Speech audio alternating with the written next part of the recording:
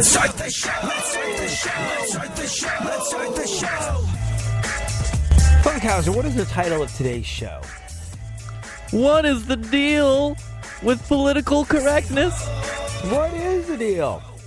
You know, it's funny because we talk about this sometimes on the show, how, like, PC, the world of political correctness, is hobbling. It is basically taking a baseball bat to the knees of comedy and truth at the same time. And it's funny, you know, things have gotten a little rough when Jerry Seinfeld, who is probably the least offensive comic out there, like, really, you know, like, his material focuses on, as Elaine so succinctly put it in Seinfeld, the excruciating minutia of life. But when he starts to feel the sting of the PC police, you know that there's something up. And we'll get into it a little bit later, his personal experience with that, and our fight for truth and laughter among a world of PC nonsense. Right now, though, let's get into the events of today in our segment, My Witness News, in no way, shape, or form fair, certainly not balanced. Funkhauser, A, how are you? And B, what is going on in the world? It's raining. So how about that?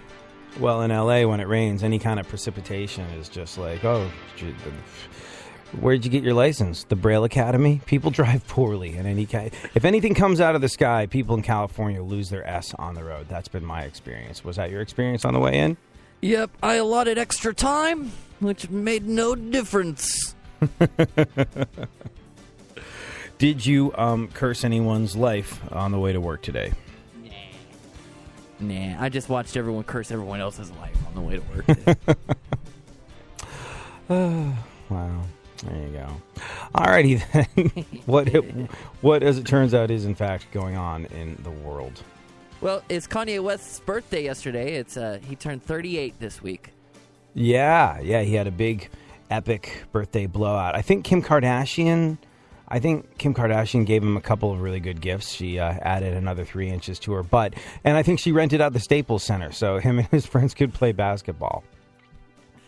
38 years old, Kanye West. But you got to bear in mind, that's 266 in insufferable, annoying egomaniac years. So make of that what you will. What else? Betty White joined Instagram. Yeah. Have you ever noticed that people that have grandparents that are still alive, you know, especially grandparents that are getting up there in age, I find that if you have grandparents that are still alive, they probably have this in common with most of the older people I've noticed that are still hanging out and really sort of living life and kind of, you know, doing their thing still. And that is, they probably, you know, were adopters of new technologies. Like, they probably got email. They probably started playing solitaire on their computer when they got their first computer. And now they might even have a Facebook page, and they might be up in social media. There's something about keeping your mind active and embracing new technologies. Like, my aunt, you know, who is, you know, not one of the most brilliant women you're ever going to meet. She's sort of like literally brilliant, a scientist and all of the above. But while she's not into Facebook and stuff, she has a Roku box. She streams all of her television off of a Roku box, and she's in her 70s, which to me is someone staying engaged and and active in new technology. But you know what's interesting? You know what my aunt does do that is sort of like a sign of chivalry from days gone by that doesn't really exist? I thought of doing this too. She signs all of her text messages, like, lots of love. I love those. Yeah, I love that. It's so cool. It's funny. I got one from her the other day. I thought that was hilarious. And, you know, you remember in like the third grade when they teach you the proper way to write the letter with the address on one side and the date on other side, and this is how much you indent, and this is and this is the proper greeting it and whatnot. I thought of having all my text messages go like that, like June 9th, 2015. Stop. Yeah, it's good weather today. Stop. Start sending text messages like telegrams. But yeah, no, she I find that people tend to stick around longer. I think people live longer if they stay up in the game with life, if they keep their mind active. And I think a big part of that and a big indicator of that is when old people do things like get on Instagram. But yeah, Betty White at 93 years old has joined Instagram. At first I thought that was great, but then I was like, big deal. Call me when she's on Tinder. Sometimes you just know you're done. You're longing for that shining sun. You walk these streets most every day. You're waiting to get washed away.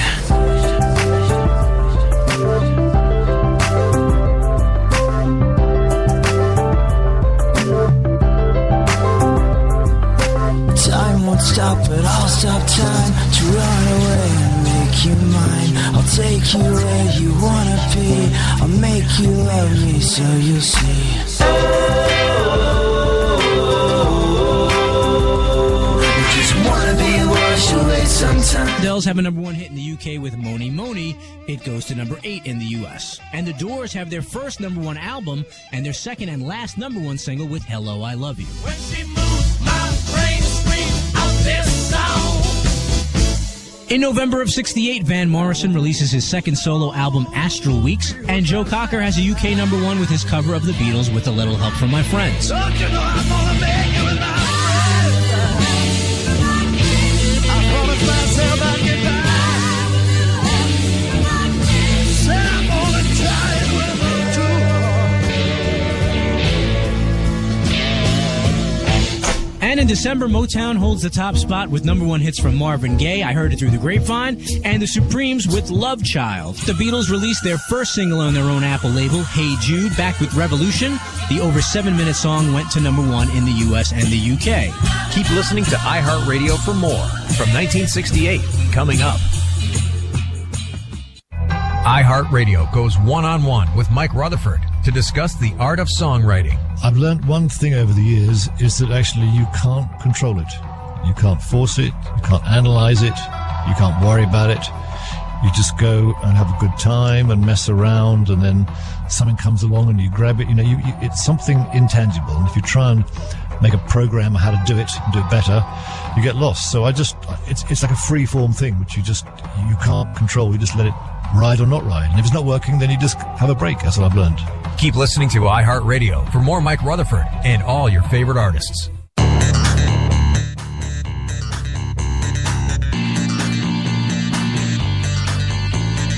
once again, the ill behavior, delivering and giving your musical savior. Back once again, your boy AD, can't nobody rock a body better than me. Back once again, the ill behavior, delivering and giving your musical savior. Back once again, your boy AD, can't nobody rock a body better than me. Hey, you, what's that sound? Coming so loud from your radio dial. AD, we get it down when you're rocking the jams. Here I am, going back once again. I'm ruling all city like. Yep, as we were discussing earlier, Betty White has joined Instagram. Suddenly, I'm even more outraged about Instagram's ban of nipples. Go on, Funkhauser. What else is happening in the news today?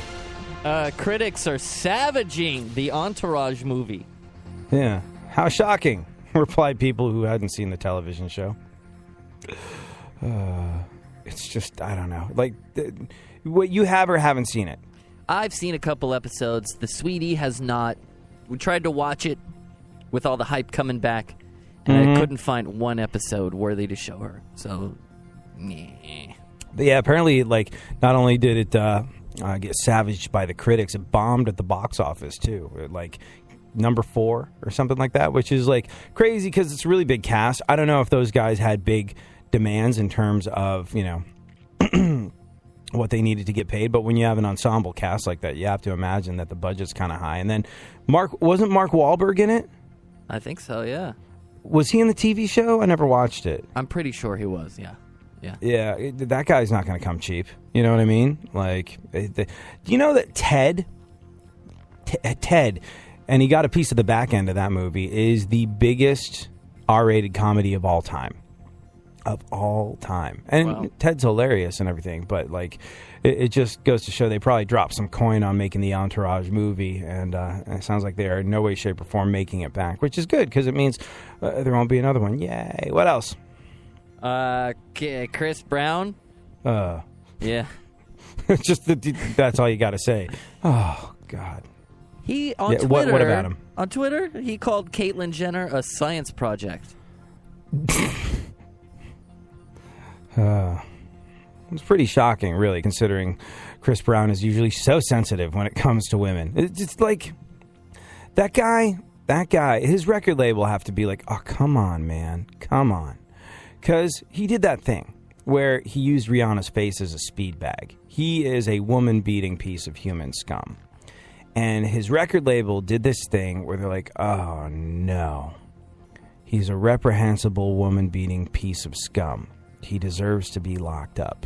He deserves to be put in prison where he's going to have a large inmate with the name Bubba make him his little puppy now. That's what Chris Brown deserves. Unfortunately, Chris Brown is a rarity in this day and age in terms of the record business, in terms of the fact that he's someone who actually manages to sell units, move the needle sales-wise. Probably because most of his fans are too effing stupid or don't possess the opposable thumbs necessary to steal music online. So Chris Brown's records still miraculously sell. And in this day and age, that's a very rare commodity in the world of the music business. Like, people make records and they make revenue sort of off of streaming, but like record sales are just impossible to come by. And Chris Brown actually had some of those for whatever the hell reason. For whatever the hell satanic convergence of circumstances that allows people like him and Justin Bieber to not only live but to thrive in this world, making us all doubt the existence of God and feel that if there is a God, he's losing the battle to Satan. Chris Brown is a huge artist. And because of that, rather than letting him go to jail, this reprehensible piece of scum was granted a reprieve from all that because his record label was like, we're making so much money off of this guy in a day and age where we're not making money off of anything else. We have to direct our almighty massive PR machine to do a huge repair on his tarnished reputation. You know, the tarnished reputation that you get when you beat the living crap out of a woman.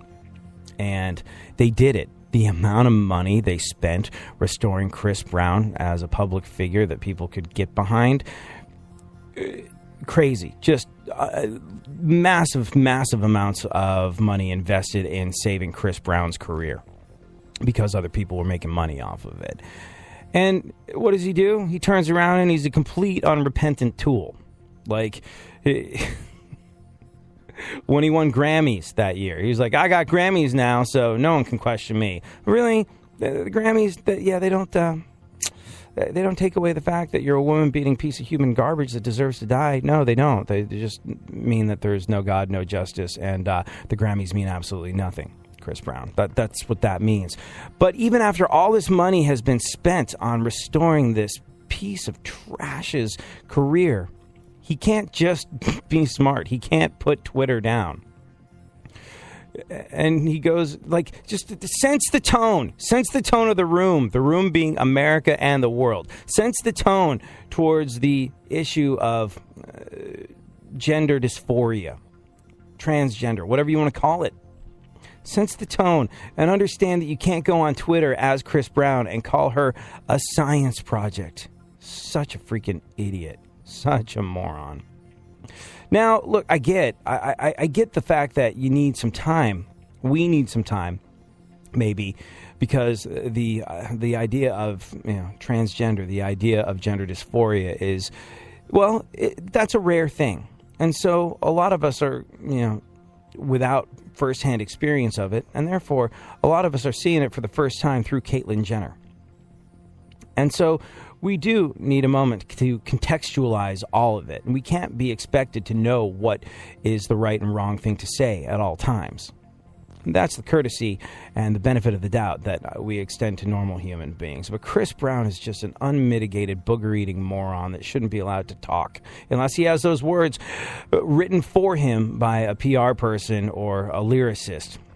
Chris Brown shouldn't be allowed to open his mouth. What was it we said about Sarah Palin, Funkhauser? What about Sarah Palin? Shut your retarded whore hole. That not only applies to Sarah Palin, I think shut your retarded whore hole also.